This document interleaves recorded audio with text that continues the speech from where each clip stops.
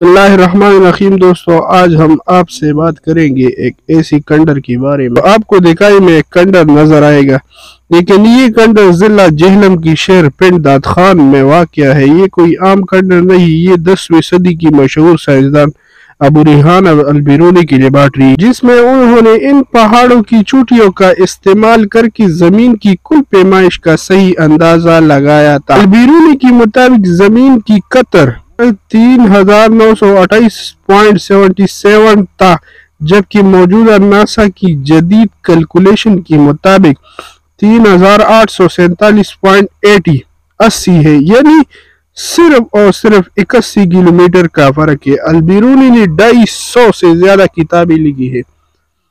वो महमूद गजनवी की दरबार से मुंसलिक थे। अफगान लश्कर के साथ कलरकहार आए। अफगानों ने अल-बिरूनी की डिजाइन पर उनको ये लेबॉर्ट्री बनाकर दे दी। अब सोचने की बात ये है कि हम अपनी विरसा की कैसे कदर करते हैं।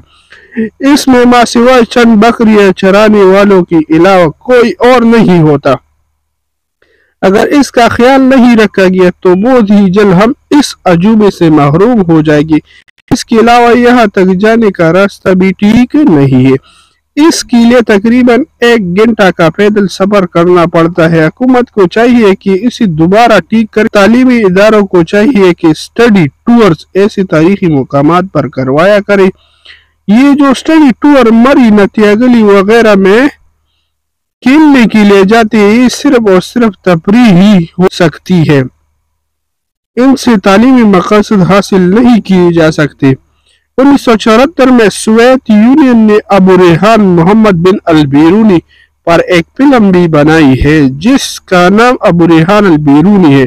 अल-बिरूनी की वफात 1050 में गज़नी अफगानिस्तान में हुई और वही असूदा खाक है। ऐसी मालूमाती वीडियोस के लिए हमारा यूट्यूब चैनल सब्सक्राइब करें और बेल आइकन दबाना न भूलें। वस्सलाम।